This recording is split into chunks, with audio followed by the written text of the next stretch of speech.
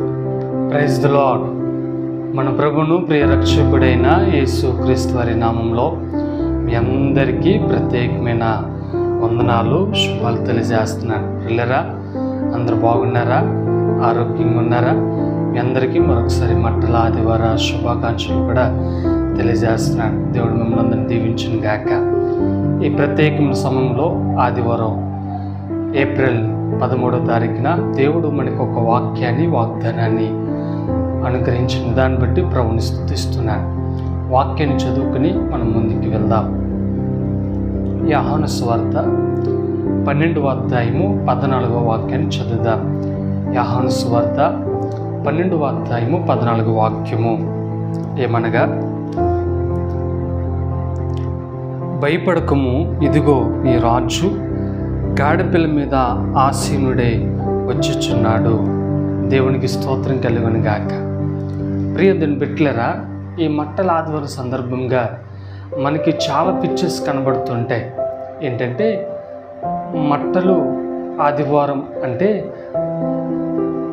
యేసు ప్రభు వారు గాడి మీద ఎక్కి వస్తున్నప్పుడు చాలామంది మట్టలు దారి పొరుగును వేస్తూ ఉంటారు.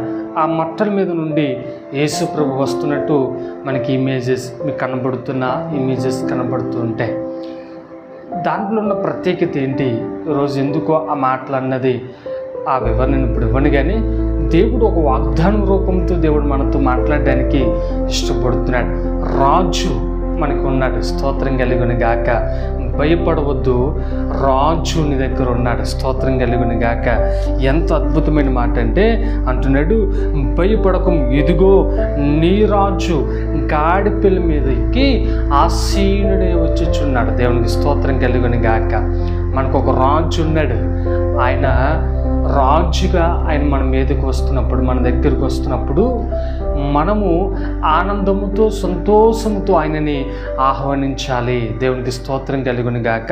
ఆయన రాజుకి ఎప్పుడైతే మనం స్వీకరిస్తామో, ఆయన రాజుకి ఎప్పుడైతే మన హృదయంలో మనం పెట్టుకుంటామో, మన జీవితాలు దీవునికరంగా ఉంటాయి, మన జీవితాలు ఆస్వాదకరంగా ఉంటాయి. చాలామందిని ఆయన రాజుగా స్వీకరించరు. ఆయన రాజుకి ఎప్పుడైతే మనం స్వీకరిస్తామో మన జీవితాలు ధన్యకరంగా ఉంటాయి. మీకు ఇంకా అర్థం చెప్పాలంటే, తోమ గారు యేసు ప్రభువుని రాజుగా స్వీకరించారు. తోమ క్రీస్తు రాజుని అంగీకరించాడు. యోహాను సువార్త 20:25 వాక్యంలో ఆయన ఎప్పుడైతే రాజుగా అంగీకరించాడో క్రీస్తు రాజ్య పౌరునిగా మారాడు. దేవునికి స్తోత్రం కలుగును గాక. ఇంకొక వ్యక్తి పౌలు గారు కూడా ఎప్పుడైతే రాజుగా స్వీకరించారో ఆ మాట కనబడుతూ ఉంటుంది. లోక 23 అపోస్తల కార్యములు 22:9-10 వాక్యంలో ఎప్పుడైతే పౌలు గారు క్రీస్తుని రాజుగా అంగీకరించారో, పౌలు గారు క్రీస్తు రాజ్యగా పరిచారకుడిగా మారిపోయాడు. గొప్ప వ్యక్తిగా పౌలు గారు మారిపోయారు. రాజుగా స్వీకరించాడు, రాజుగా అంగీకరించాడు. కాబట్టి దేవునికి స్తోత్రం కలుగును గాక.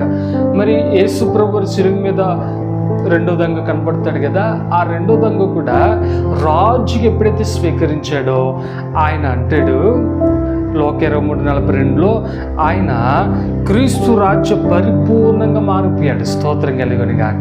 ఇంకా చాలామంది ఉన్నారు, కానీ ఎవరైతే రాజుగా యేసు ప్రభువుని స్వీకరిస్తారో వారి జీవితంలో ధన్యకరంగా ఉంటుంది, వారి జీవితంలో ఆస్వాదకరంగా ఉంటుంది అని మీకు నేను తెలియజేస్తున్నాను.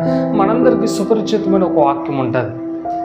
అదేంటంటే జకర్యా గ్రంథం 9వ అధ్యాయం 9వ వచనంలో, యెరూషలేము నివాసులారా ఉల్లాసంగా ఉత్సాహంగా ఉండండి, యేసు రాజుగా వస్తున్నాడు. స్తోత్రం కలుగును గాక. ఆయన రాజుగా వస్తున్నాడు, మీరు స్వీకరించండి.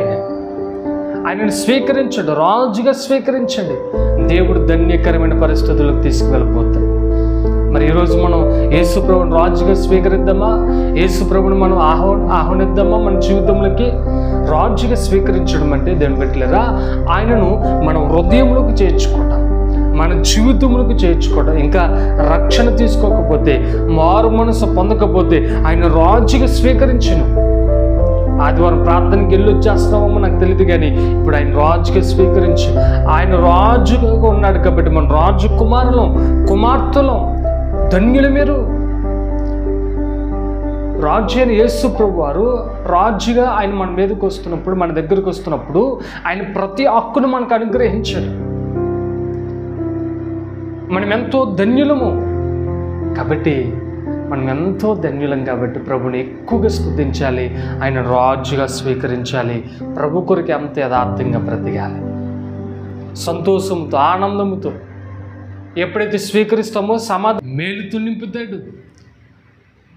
రాజుగా స్వీకరిద్దాం, అనేకమైన మేలు పొందుకుందాం. అటువంటి కృపా దేవుడు మనందరి జీవితంలో అనుగ్రహించి బలపరచును గాక. ఆమేన్.